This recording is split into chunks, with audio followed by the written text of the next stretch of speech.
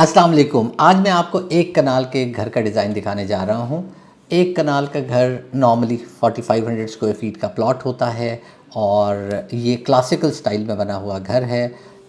ये लाहौर, कराची, इस्लामाबाद में बना घर नहीं है, एक छोटे शहर में बना घर है। इनसे छोटे शहर में, बहुत छोटा शहर नहीं है। दूसरी तरफ मैं आपको ये बता दूं कि इस केस में ground floor, first floor, second floor और फिर उसके बाद ऊपर मम्टी, यानी कि यूँ कह लीजिए कि 3 फ्लोर्स पूरे कंस्ट्रक्ट हुए हैं, लेकिन बेसमेंट नहीं बनाई गई।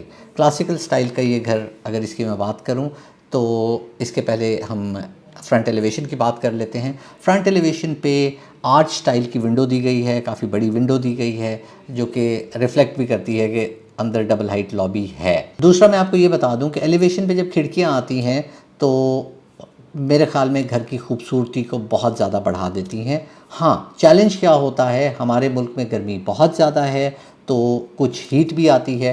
तो अगर आपने ज़्यादा खिड़कियां लगानी हैं तो आपको डबल ग्लेज्ड विंडोज़ का इस्तेमाल करना चाहिए ताकि हीट कम से कम आए, साउंड प्रूफिंग भी आपकी हो।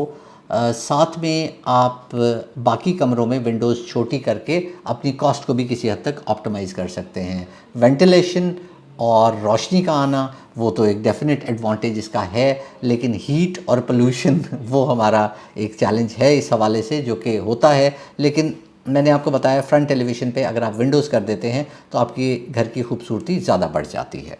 क्लासिकल पिलास्टर्स, नुमायाँ कॉर्निसेस, रिसेस्ड बालकनीज़ और एराइशी बिलास्टर्स इस सारे एलिवेशन को ज़्यादा पुरवकार बना रहे हैं। और ऑब्वियसली जैसे मैंने पहले मेंशन किया कि बड़ी शीशों वाली खिड़कियाँ वो भी इसमें ऐड ऑन कर देते हैं। एलिवेशन के केस में मैं पोर्च ज़रूर मेंशन करना चाहूँगा। इस घर का पोर्च तकरीबन 15 फीट बाय 7 फीट का है, जो कि काफ़ी कुशादा है। गाड़ियों की पार्किंग के लिए आप आराम से पार्किंग यहाँ कर सकते हैं। उसके बाद जैसे ही आप एंटर होते हैं तो डबल हाइट लॉबी आपको मिलती है। Double height lobby almost 10 feet by 14.5 feet की है। फॉर्मल ड्राइंग रूम जी तकरीबन 16 foot 6 inch by 14 foot 3 inch का है।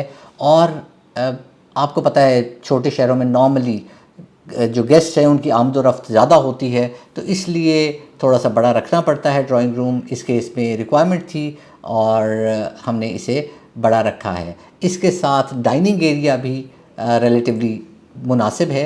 16 फुट 6 इंच यानी कि 16.5 फुट बाय 10 फुट का डाइनिंग एरिया है। उसके बाद एक बहुत बड़ा फैमिली लाउंज जो बेसिकली इन सारी प्लेसेस को कनेक्ट भी कर रहा है और इसका साइज़ भी बहुत ही मुनासिब है, 23.5 फुट बाय 20 फुट। और साथ में किचन अगर आप देखेंगे तो जो आपका मेन किचन है वो तकरीबन 16.5 फुट बाय 13 फुट। तो बहुत अच्छे अच्छे साइजेस हैं सारे रूम्स के। उसके साथ डर्टी किचन भी दिया गया है। डर्टी किचन कदरे छोटा है लेकिन मुनासिब साइज़ है, 9.5 फुट बाय 7.25 फुट इसका साइज़ है। उसके बाद एक स्पेस पे आ जाते हैं जो नॉर्मली घरों में नहीं रखी जाती, लेकिन कुछ लोगों की रिक्वायरमेंट होती है कि हमने रखनी है। वो प्रेयर एरिया है। तो तकरीबन 7 फुट बाय 7 फुट का प्रेयर एरिया इस घर में दिया गया है। उससे आगे मास्टर बेडरूम जिसका साइज़ है 16 फुट 6 इंच बाय 20 फुट, काफ़ी कुशादा बेडरूम है, जिसके साथ ड्रेसिंग है 7 foot 7 inch by 6 foot 4 inch का। और इसका बाथरूम है 8 फुट बाय 8.5 फुट। दूसरा बेडरूम इस फ्लोर पे 15.5 फीट बाय ऑलमोस्ट 14 फीट, जिसका ड्रेसिंग रूम है 6.5 फीट बाय 7 फीट और attached bathroom 8 feet by 7 feet का है। तो काफ़ी कंफर्टेबल स्पेसेस हैं, काफ़ी खुली स्पेसेस हैं। और अगर आप एक बेड को गेस्ट रूम भी बनाते हैं तो उसके लिए भी आपको स्पेस बहुत अच्छे से मिलती है। उसके बाद पाउडर रूम दिया गया है जो कि छोटा है बट सफिशिएंट स्पेस है। स्टेज के नीचे दिया गया है इस केस में, लेकिन और स्पेसेस की प्रायोरिटी ज़्यादा थी तो उन स्पेसेस को बड़ा रखा गया है। इस स्पेस को मतलब अगर सीढ़ियों से हटा दिया जाता तो बड़ा हो सकता था, लेकिन फिर कहीं ना कहीं से स्पेस को कॉम्प्रोमाइज़ करना पड़ना था। सर्कुलेशन का ख्याल रखा गया है। उसके बाद वेंटिलेशन का ख्याल रखा गया है। इन सब चीज़ों को इनकॉर्पोरेट किया गया है इस प्लान में। और अगर आपको लेट्स से पसंद आता है तो आप इस तरह का घर कंस्ट्रक्ट कर सकते हैं। अगर फर्स्ट फ्लोर की बात करूं तो इस पे 3 बेडरूम्स हैं और 3 बेडरूम्स के मैं आपको साइज, कुछ स्पेस तो ज़ाहिर है डबल हाइट लॉबी ले गई है, उसके बाद 3 बेडरूम्स हैं। अगर मैं 3 बेडरूम्स की बात करूं तो 3 बेडरूम्स के साइजेस हैं, एक बेडरूम का 16.5 फीट बाय 18 फीट, दूसरे का 16.5 फीट बाय 13 फीट और तीसरे बेडरूम का साइज़ है तकरीबन 15.5 फीट बाय 13 फीट। और इनके साथ ड्रेसिंग रूम्स भी हैं और अटैच्ड बाथरूम्स भी हैं। उसके अलावा एक साइड टेरेस की स्पेस दी गई है जहाँ प्राइवेसी भी है, जहाँ आप आराम से बैठ भी सकते हैं, बारिश हो रही हो तो भी आपके पास एक सर्टेन स्पेस है बारिश को बैठ के एंजॉय करने की। तो ये सब चीज़ें हैं। उसके अलावा एक फैमिली लाउंज है जो 23 फुट, 23.5 फुट तकरीबन बाई 21 फुट का है। यहाँ पे एक छोटा सा किचनेट भी दिया गया है, डबल हाइट लॉबी और उसके बाद ये साइड टेरेस। तो बहुत रोशन रोशन फर्स्ट फ्लोर होगा। यहाँ पे कोई आपको परेशानी, कोई दिक्कत नहीं आएगी कि लाइट कम है या कुछ बंद बंद सा महसूस हो रहा है। और ये स्पेसेस बहुत अच्छे से यूज़ भी की जा सकती हैं। फॉर एग्ज़ाम्पल अगर कोई फैमिली गैदरिंग है तो आप साइड टेरेस और लाउंज को कंबाइन भी कर सकते हैं। खिड़कियों को इस तरह रखा गया है इस पर कि आप उसे कंबाइन करके यूज़ कर सकते हैं। और अब आप सोच रहे होंगे कि कुछ ना कुछ मिसिंग है, और यस, अभी एक चीज़ मिसिंग थी जो मैं आपको बता देता हूँ इस फ्लोर पे है, वो है store room. Store room 7 foot by 14 foot का है, तो काफ़ी खुला स्टोर रूम है जो आपके इस फ्लोर पे आप काफ़ी ज़्यादा स्टोरेजेस कर सकते हैं। अगर मैं सेकंड फ्लोर की बात करूँ तो उस पर 2 बेडरूम्स हैं। एक बेडरूम 16.5 बाई 20 फीट और एक 16.5 बाई 12.5। दोनों के साथ ड्रेसिंग रूम्स भी हैं, बाथरूम्स भी हैं और इसी तरह एक फैमिली लाउंज भी है इस फ्लोर पे।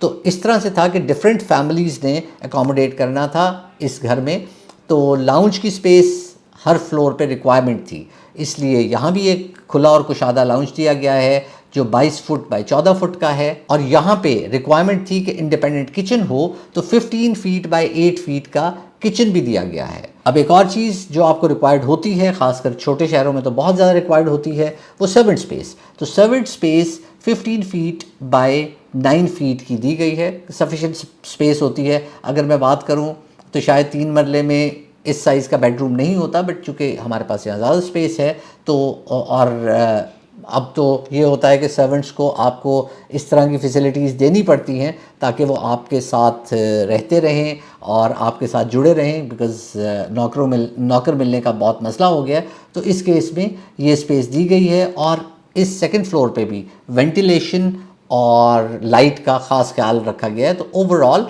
ये घर बड़ा लाइट में वेल लिट है और खिड़कियाँ भी यहाँ काफ़ी हैं। उसके बाद आ जाता हूँ मैं मम्टी पे।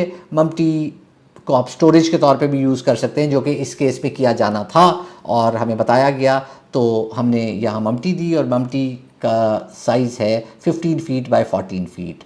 ओवरहेड वाटर टैंक थोड़ा सा बड़ा रखा गया है, तकरीबन 8 फीट बाय 10 फीट का रखा गया है। और व्हाट आई रिमेंबर, जब इसकी कंस्ट्रक्शन चल रही थी तो ज़रूरी था कि हमारा प्रेशर पंप के बग़ैर पानी सही से हर फ्लोर पे डिस्ट्रीब्यूट भी हो और प्रेशर भी सही जाए, तो उसका ख़ास ख्याल रखा गया था जब कंस्ट्रक्शन फेज़ चल रही थी। इस घर का इंटीरियर भी डिज़ाइन किया है। इंटीरियर के कुछ इमेजेस मैं आपको दिखा देता हूँ, अभी आप देखना शुरू कर देंगे और वीडियो के बाद तक देखते रहेंगे कुछ देर तक, तो आपको अंदाज़ा हो जाएगा कि अंदर से कैसी स्पेसेस नज़र आ रही हैं। इसी तरह कुछ इमेजेस, बिकॉज़ ये घर अब कंस्ट्रक्ट हो के ऑलमोस्ट फाइनल स्टेजेस पे है, तो कुछ चीज़ें मैं आपको दिखा देता हूँ, जैसे डबल हाइट लॉबी एक्चुअली कैसे लग रही है या ड्राइंग रूम वगैरह, इस तरह के कुछ स्पेसेस मैं आपको दिखा देता हूँ और आपको अंदाज़ा हो जाएगा, आपको आइडियाज़ मिल जाएंगे। कुछ आइडियाज़ आपको पसंद नहीं आएंगे, कुछ आइडियाज़ आपको पसंद आएंगे।